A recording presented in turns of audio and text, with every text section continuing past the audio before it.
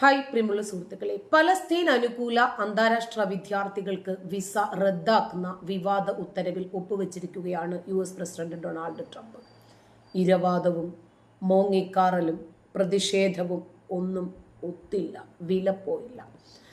വംശഹത്യയുടെ അനുഭാവിയായ ട്രംപിന്റെ സ്വേച്ഛാധിപത്യത്തിലേക്കുള്ള അപകടകരമായ ചുവടുവെപ്പാണിത് എന്ന് മനുഷ്യാവകാശ ഗ്രൂപ്പുകളും നിയമവിദഗ്ധരും ആക്ടിവിസ്റ്റുകളും ഒക്കെ ഈ നീക്കത്തെ വിമർശിച്ചെങ്കിലും താൻ എന്തുകൊണ്ടാണ് ഇങ്ങനെ ഒരു നിലപാടെടുക്കുന്നത് എന്നതിൽ കൃത്യമായിട്ടുള്ള വിശകലനം ചെയ്ത വിജ്ഞാനം ട്രംപിനുണ്ടായിരുന്നതുകൊണ്ട് ഇത്തരം വിവാദ പ്രസ്താവനകൾക്കൊന്നും മറുപടി കൊടുക്കാതെ അദ്ദേഹം അമേരിക്കയെ ശുദ്ധീകരിക്കുന്ന തിരക്കുകളിൽ തന്നെയായിരുന്നു.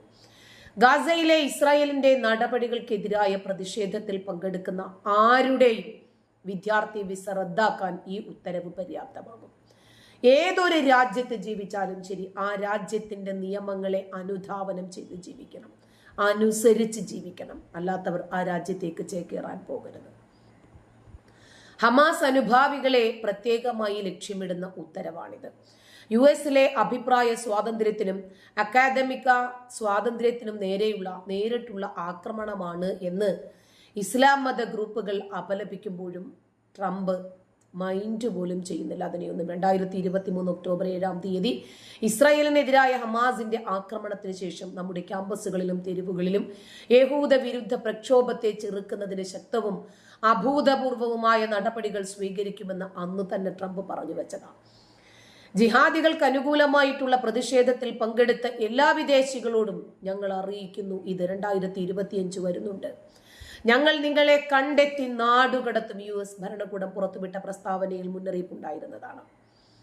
ലഭ്യവും ഉചിതവുമായിട്ടുള്ള എല്ലാ നിയമ ഉപകരണങ്ങളും ഉപയോഗിച്ച് നിയമവിരുദ്ധമായ ആന്റി സെമിറ്റിക് പീഡനത്തിന്റെയും അക്രമത്തിന്റെയും കുറ്റവാളികളെ പ്രോസിക്യൂട്ട് ചെയ്യുന്നതിനോ നാടുകടത്തുന്നതിനോ അല്ലെങ്കിൽ മാറ്റി നിർത്തുന്നതിനോ ഉടനടി നടപടിയെടുക്കുമെന്ന് ഉത്തരവിൽ പ്രതിജ്ഞ ചെയ്യുന്നുണ്ട്. ഉത്തരവിന്റെ 3-ാം ഭാഗത്തിൽ ക്യാമ്പസ് വിരുദ്ധതയെ ചെറുക്കുന്നതിന് പ്രത്യേക നടപടികളും നിർദ്ദേശിക്കുന്നുണ്ട്. യഹൂദ വിരുദ്ധതയെ ചെറുക്കാൻ ഉപയോഗിക്കുന്ന എല്ലാ സിവിൽ ക്രിമിനൽ അധികാരങ്ങളും 60 ദിവസത്തിനുള്ളിൽ വൈറ്റ് ഹൗസിന്റെ ശുപാർശ ചെയ്യാൻ ഏജൻസി മേധാവികളോട് ആവശ്യപ്പെടുന്നുണ്ട്. K-12 സ്കൂളുകൾ, കോളേജുകൾ, സർവകലാശാലകൾ എന്നിവ ഉൾപ്പെട്ട കോടതി കേസുകളും പലസ്തീൻ അനുകൂല പ്രതിഷേധവുമായി ബന്ധപ്പെട്ട പൗരാവകാശ ലംഘനങ്ങളും സംബന്ധിച്ച പൂർണ്ണമായിട്ടുള്ള റിപ്പോർട്ട് സമർപ്പിക്കാൻ അറ്റോർണി ജനറൽമാരോടും ഉത്തരവ് ആവശ്യപ്പെട്ടിട്ടുണ്ട്. കൊറോണ വന്ന സമയത്ത്, അതുപോലെ നൂബുർ ശർമ്മയുടെ വിവാദമായിട്ടുള്ള പരാമർശം വന്ന സമയത്ത് കുവൈത്തിൽ പോയ ഇന്ത്യക്കാരും പാകിസ്ഥാനികളും സൂപ്പർ മാർക്കറ്റുകളിൽ നിന്ന് ഇന്ത്യൻ പ്രോഡക്റ്റുകൾ ബഹിഷ്കരിച്ച ഒരു പ്രതിഷേധമുണ്ടായിരുന്നു. അതിൽ കുവൈത്ത് സ്വീകരിച്ചത് എന്താ? അവരെ ട്രാവൽ ബാൻ ചെയ്യുകയാണ് ചെയ്തത്. അവിടെയും അവർക്ക് ജയിൽ ശിക്ഷയായിരുന്നു. നാട്ടിലേക്ക് എത്തിയാൽ അവിടെയും, കാരണം ആ രാജ്യത്തൊരു നിയമമുണ്ടെന്നേ. അതനുസരിച്ച് മുന്നോട്ട് പോകാൻ എല്ലാവരും ആ രാജ്യത്തുള്ളവർ പര്യാപ്തരാണ്. കോളേജ് ക്യാമ്പസുകളിലെ എല്ലാ ഹമാസ് അനുഭാവികളുടെയും സ്റ്റുഡൻസ് വിസ എത്രയും പെട്ടെന്ന് റദ്ദാക്കും എന്ന നേരിട്ടുള്ള ഉത്തരവാണ് ഇപ്പോൾ വന്നത്.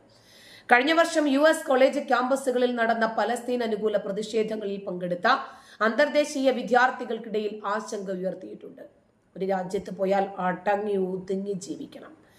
ഈ രാജ്യത്ത് ജീവിക്കുന്നത് കൊണ്ടാണ് ഐ ആം സുഡാപ്പി ഫ്രോം ഇന്ത്യ എന്ന് പോസ്റ്റ് ചെയ്യാൻ കഴിയുന്നത്.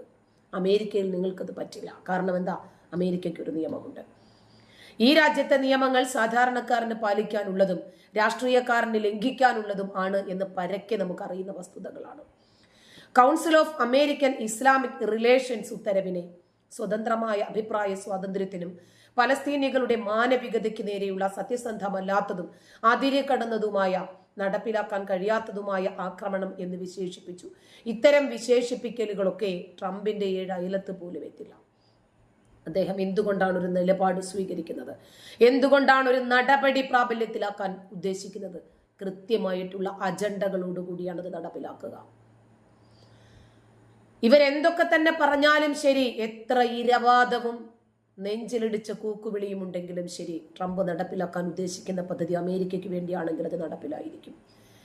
ഏറ്റവും കൂടുതൽ ഇൻസ്റ്റഗ്രാമിൽ ഫോളോവേഴ്സ് ഉള്ള ഒരു നടി ട്രംപിന്റെ കുടിയേറ്റ വിരുദ്ധതയെ അപലപിച്ചുകൊണ്ടൊരു വീഡിയോ ചെയ്തതോടുകൂടി ലക്ഷക്കണക്കിന് ഫോളോവേഴ്സ് പോയി. കാരണം അമേരിക്കക്കാർ അത് ഇഷ്ടപ്പെടുന്നു. അമേരിക്കയെ ശുദ്ധീകരിച്ചേ മതിയാകും. ഒരു എക്സിക്യൂട്ടീവ് ഉത്തരവിലൂടെ ഒരു പ്രസിഡന്റിനും തുടച്ചു മാറ്റാൻ കഴിയാത്ത നമ്മുടെ ഭരണഘടനയുടെ മൂലക്കല്ലാണ് സംസാര സ്വാതന്ത്ര്യമെന്നും അതിന്റെ ഭാഗമായിട്ടുള്ള പ്രതിഷേധങ്ങൾ അതിശയകരമാവണ്ണം സമാധാനപരമായിരുന്നു എന്നും അത് കൂട്ടിച്ചേർത്തു. വിദ്യാർത്ഥികളെ കുറിച്ച് അന്വേഷിക്കാനും റിപ്പോർട്ട് ചെയ്യാനുമുള്ള ബാധ്യത ചുമത്താനുള്ള ഫെഡറൽ ശ്രമങ്ങൾ അഭൂതപൂർവമായതും ഗുരുതരമായ നിയമപരമായ ചോദ്യങ്ങൾ ഉന്നയിക്കുന്നതുമാണ് എന്ന വിമർശനവും ഉയരുന്നുണ്ട്. ഈ നടപടികൾ ക്യാമ്പസുകളിലെ നിരവധി വിദ്യാർത്ഥികളെയും അധ്യാപകരെയും ഭീതിയിലാഴ്ത്തിയിട്ടുണ്ടെങ്കിലും എന്നാലും നിർദ്ദേശം ഭരണഘടന സംരക്ഷിച്ചിരിക്കുന്ന സംസാര അവകാശ സ്വാതന്ത്ര്യം ലംഘിക്കുന്നതിന് നിയമപരമായ വെല്ലുവിളികൾ നേരിടാൻ സാധ്യതയുണ്ട് എന്ന് വിദഗ്ധർ പറഞ്ഞു വെക്കുമ്പോഴും ട്രംപിനോട് ഇത്തരം ഫൈറ്റുമായിട്ടൊന്നും ഇവർക്ക് ഏറ്റുമുട്ടാൻ പറ്റില്ല. എന്നാൽ യഹൂദ വിരുദ്ധതയെ ശക്തമായി ചെറുക്കാനുള്ള ട്രംപ് ഭരണകൂടത്തിന്റെ പ്രതിജ്ഞാബദ്ധതയെ അമേരിക്കൻ ജൂത കമ്മിറ്റി സ്വാഗതം ചെയ്തു. സുപ്രീം കോടതി നിർവചിച്ചിരിക്കുന്നതും സ്വതന്ത്രമായ അഭിപ്രായ പ്രകടനത്തിൽ നിന്ന് വ്യത്യസ്തമായിരിക്കുന്നതുമായ നിയുക്ത ഭീകര സംഘടനകൾക്ക് ഭൗതിക പിന്തുണയോ വിഭവങ്ങളോ നൽകുന്നതായി കണ്ടെത്തിയിട്ടുള്ള സ്റ്റുഡൻസ് വിസ ഉടമകൾ വ്യക്തമായും നിയമ ലംഘകരാണ്. അതിനാൽ അവർക്ക് ആ രാജ്യത്ത് ഈ പദവിക്ക് യോഗ്യരല്ല. AJC പ്രസ്താവനയിൽ കൃത്യമായി പറഞ്ഞു വെച്ചു. അതേസമയം പല പലസ്തീൻ അനുകൂല പ്രതിഷേധക്കാരും ഹമാസിനെ പിന്തുണയ്ക്കുന്നു എന്നത് നിഷേധിച്ചു.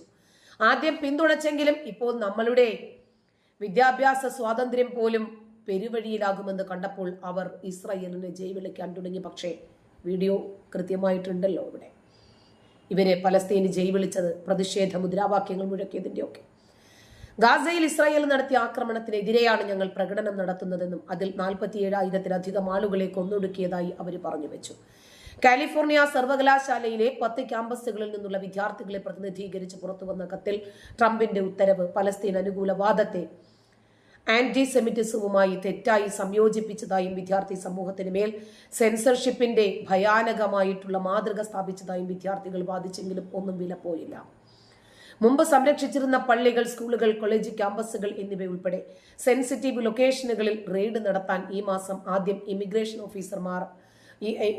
ഓഫീസർമാരെ അനുവദിച്ചുകൊണ്ട് നിയമനിർമ്മാണം പാസാക്കിയതിനു ശേഷം വിസ അസാധുവാക്കി വിദ്യാർത്ഥികളെ നീക്കം ചെയ്യുമെന്നും ഭീഷണി ട്രംപ് ഭരണകൂടം ഉയർത്തി.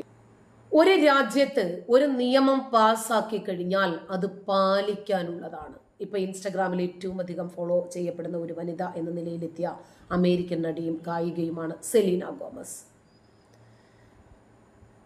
അവർക്ക് 2023 മാർച്ച് 27-ാം തീയതി 422 മില്യൺ ഫോളോവേഴ്സ് ആയിരുന്നു.